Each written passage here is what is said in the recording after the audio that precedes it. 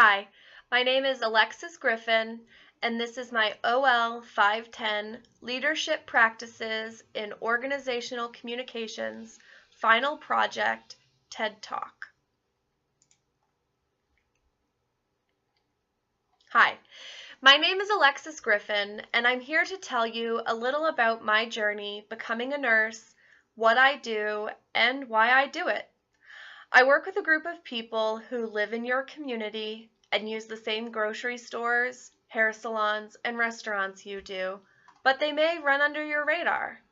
I would go as far as to say that this population is a mystery to most, including nurses, doctors, and hospitals.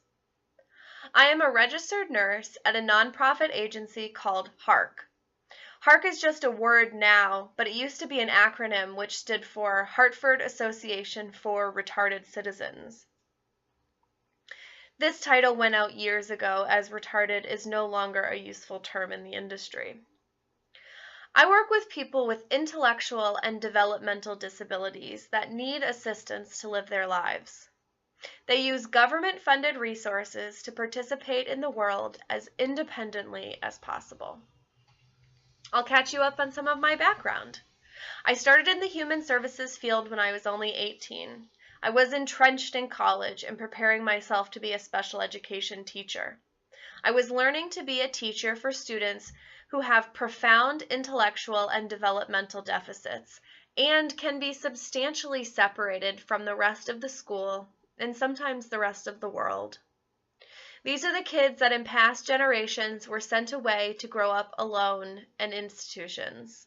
But now they are thriving in their communities thanks to more integrated classrooms.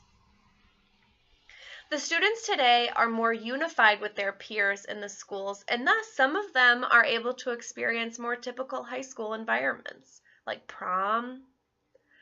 These students need to be prepared for real-world activities like banking, bills, and budgeting. Oh my! For some, though, it's not about the academia, but the interactions and the socialization to keep their minds active and always learning. I did not end up being a special education teacher due to unforeseen life curveballs, but I was able to finish my bachelor's degree.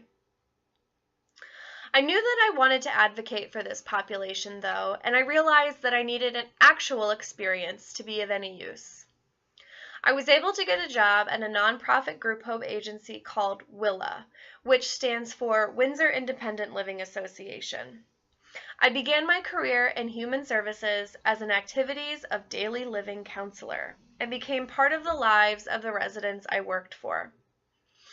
We celebrated birthdays and holidays together. We cried over illnesses and even deaths. I was with WILLA for 5 years, eventually running their job coaching program. With that position, I was able to help our residents find meaningful employment in their community, and I worked to ensure they are continuously successful at work. I left WILLA in 2010, assuming that I wanted something different. I wanted to be a businesswoman in a suit. I was employed with Aetna for 3 months before I realized I did not want to work at a desk forever. I spent the next 7 years toiling away at my nursing undergrad degree part-time while I worked for Aetna. I even had to postpone a semester of nursing school to have back surgery due to chronic pain. I worked tirelessly, and finally graduation loomed, and the end was in sight. I left Aetna in March of 2017, and it took me 6 months to find a nursing position, which was discouraging. I applied to around 75 positions with only 2 callbacks. Thankfully, HARC appreciated my history and background despite my lack of nursing experience. I'm so grateful for that history and experience, as it has helped me innumerable times in my position at HARC. I have been back in the human services field for about a year now, and honestly, it feels like I am home again. It is a completely new agency, new position, new residents, but in the end, these are my people. In my first of 3 interviews for HARC, I was asked what brought me to this field because it's a niche. And I had to answer honestly, and I told them I had no idea what brought me to this field. I went on to explain that I have no family members who require services, and no one I knew growing up had a disability that I was aware of. I continued on that it always just felt right, even back in college picking my major. I thought to myself, who can I better prepare for this world? Typical kids who have the world at their feet, or kids who need real, substantial support and need to learn in a unique way? I was drawn to the field and its support for creativity to solve a problem. It was funny at the interview because the people interviewing me looked a bit stunned and stated, yeah, that's exactly how it happened for us too. It's a silent calling. You all just kind of know, and you end up in the same place. Initially, I found myself in nursing school because I was excited to do all the grossest stuff. It all seemed wonderfully disgusting to me. Since being at the group home, though, I have learned that the role of a nurse in this field is really more of a case manager, not a hands-on clinical nurse. Being a nurse for HARC is a very new and exciting role for me.